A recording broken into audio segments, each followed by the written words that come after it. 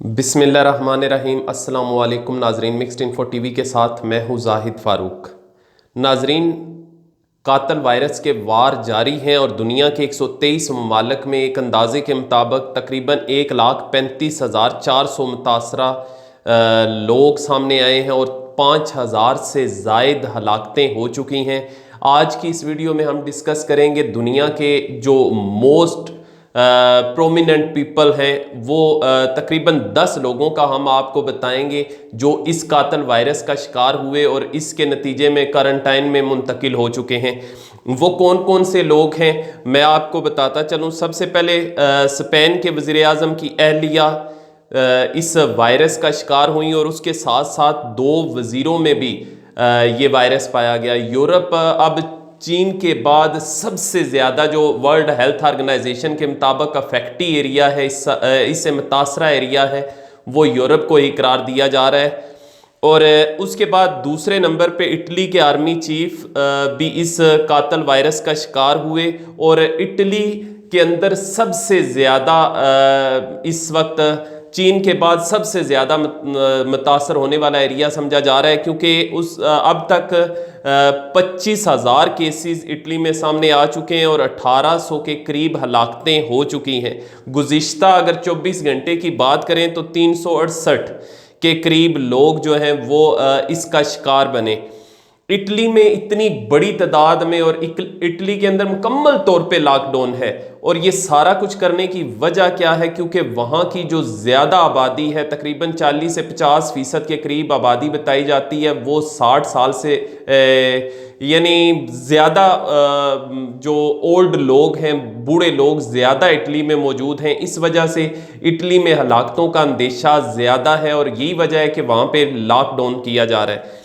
اب ذرا آگے بڑھتے ہیں۔ برطانیہ کے اندر اگر ہم بات کریں تو برطانیہ کی جو وزیر صحت ہیں نیڈن ڈوریس، ان میں بھی اس قاتل وائرس کی تشخیص ہوئی ہے، اور ان کی عمر بتائی جا رہی ہے کہ 60 سال کے لگ بھگ ہے، اور ان میں یہ تشخیص ہو چکی ہے۔ جنہوں نے اسٹیپ اٹھانے تھے صحت کے حوالے سے، وہ خود اس کی متاثرہ ہو چکی ہیں، اور اب تک جو کیسز سامنے آئے ہیں برطانیہ کے اندر، وہ 1,372 کیسز اب تک سامنے آ چکے ہیں، اور 35 کے قریب لوگ اس کا شکار ہو کر لقمہ اجل بن چکے ہیں، یعنی ہلاکتیں ہو چکی ہیں۔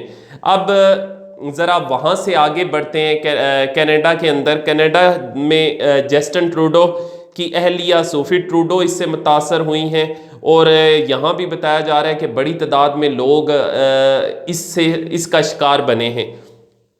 اگر ایران کی ہم بات کریں، کیونکہ ایران ہمارا ہمسایہ ملک ہے، اور ایران پاکستان کے اندر وائرس منتقل کرنے والا سب سے بڑا ملک بھی تصور کیا جاتا ہے، کیونکہ اب تک جو کیسز آئے ہیں اس میں سے 90% سے زیادہ جو کیسز ہیں وہ ایران کے راستے جو یہاں پاکستان میں لوگ آئے مختلف زیارتوں کے بعد، ان کے اندر تشخیص ہوئی ہے۔ تو اس لیے کہا جا سکتا ہے کہ ایران نے سب سے زیادہ پاکستان کو متاثر کیا۔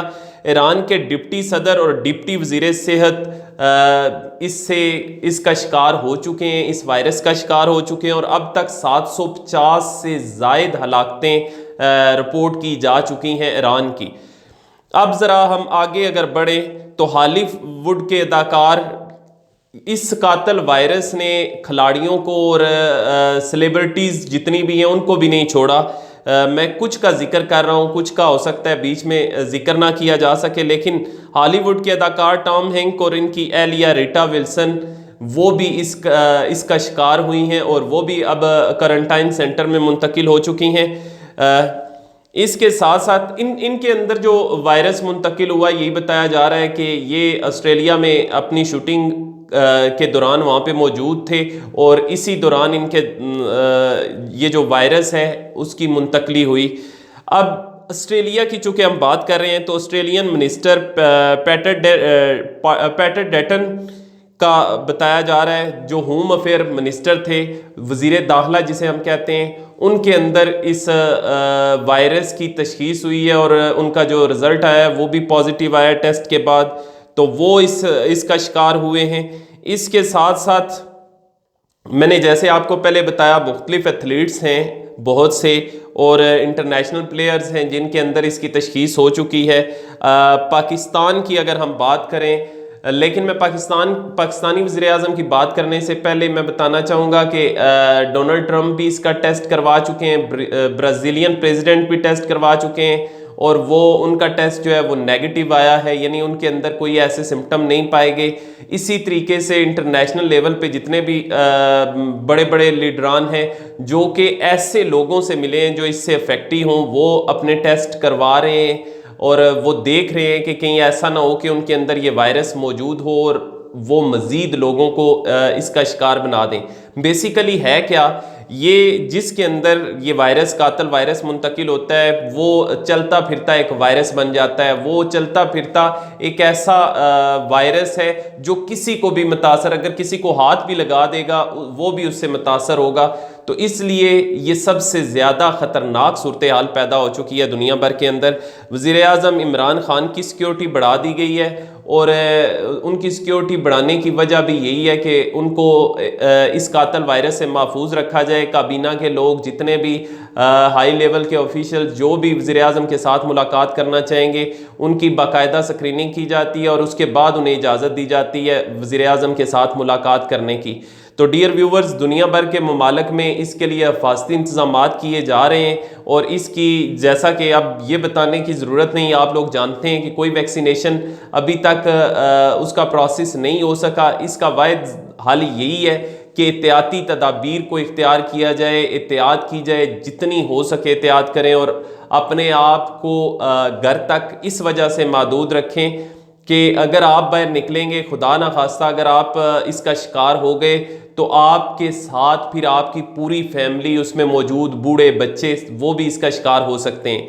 اور بتایا یہ جا رہا ہے کہ یہ بوڑھے لوگ اور چھوٹے بچوں کے اندر سب سے زیادہ ان کو متاثر کرتا ہے۔ اگر ان میں سے کوئی متاثر ہو جائے تو ان کے بچنے کے چانسز کم ہوتے ہیں۔ ہلاکتوں کی جتنی بھی تعداد بتائی جا رہی ہے 1 سے 2%، اس میں بڑی تعداد ان لوگوں کی ہے جو زیادہ عمر کے تھے، یا جن کے اندر پھیپھڑوں کے عارضے میں وہ پہلے بھی مبتلا تھے، یا سموکرز کی تعداد بتائی جا رہی ہے۔ سموکرز بڑی تعداد میں اس سے متاثر ہوتے ہیں۔ ڈیئر ویورز، میں نے کوشش کی ہے کہ دنیا بھر کے جتنے بھی بڑے بڑے لوگ ہیں ان کے بارے میں بھی آپ کو بتاؤں، اور یہ عجیب وائرس ہے جو کہ غریب اور امیر کا جس نے فرق ختم کر دیا ہے۔ یہاں پہ اگر کسی کو ذرا سا بھی بخار ہوتا تھا تو وہ باہر لندن بھاگ جاتے تھے علاج کروانے کے لیے، لیکن عجیب سی صورتحال ہے کہ اب کسی کو باہر جانے کی بھی ضرورت نہیں، کیونکہ دنیا بھر میں اس وبا نے دنیا بھر کو متاثر کیا، اور کوئی بھی محفوظ جگہ نہیں رہی۔ جو یورپ میں جانا پسند کرتے تھے، اب یورپ مکمل طور پہ اس کی زد میں ہے، اور ایک اندازے کے مطابق بتایا جا رہا ہے کہ 70% جو یورپین ہیں وہ اس خطرے کو محسوس کر رہے ہیں۔ بالکل ان کے گھروں کے باہر یہ خطرہ کھڑا ہے اور اس کو محسوس کر رہے ہیں۔ عجیب سی خوف و ہراس کی کیفیت ہے دنیا بھر میں، لیکن میں اپنے جتنے بھی ویورز ہیں، جتنے بھی پاکستانی ہیں اور اوورسیز میں ہمیں دیکھنے والے ہیں، ان سب سے یہی کہوں گا کہ گھبرانے کی ضرورت نہیں ہے۔ ہم نے احتیاط کرنی ہے، اور جس قدر ممکن ہو سکے اگر ہم احتیاط کریں گے اور حفاظتی تدابیر اختیار کریں گے اور اس کے بعد اس کا مقابلہ کریں گے تو یقیناً ہماری فتح ہوگی، اور ہم کامیابی سے اس مشکل وقت سے نکل سکتے ہیں۔ اب تک کے لیے اتنا ہی۔ اپنا اور اپنے ارد گرد موجود لوگوں کا بہت خیال رکھیے گا۔ میں کافی دن سے یہ نہیں کہا، لیکن اب کہتا ہوں کہ جن دوستوں نے ابھی تک ہمارا چینل سبسکرائب نہیں کیا، سبسکرائب کر لیں اور بیل کا آئیکن ضرور دبائیں۔ مجھے اجازت دیجیے، اللہ حافظ۔ اچھا ڈاکٹر صاحب، آخر میں یہ چاہوں گا کہ کچھ ایک دفعہ پھر جتنے بھی ویورز ہیں کچھ اسپیسیفک سجیشن ان کو ضرور دیجیے تاکہ وہ اس سے مستفید ہو سکیں۔ اس میں بنیادی چیز یہ ہے کہ آیا خود ڈائگنوز کریں کہ آپ کو یہ خطرہ ہو سکتا ہے۔ آپ باہر سے تو نہیں آئے، ایران سے تو نہیں آ رہے، یا ایران سے کوئی آیا ہوا شخص آپ سے ملا تو نہیں ہے، یا ایسا شخص تو نہیں ملا جس کو خطرہ ہے کہ وہ اس کو وائرس ہوگا، تو آپ اپنے آپ کو محدود کریں، اپنی ایکٹیویٹیز سرگرمیاں محدود کر دیں، گھر میں رہیں چند دن تک۔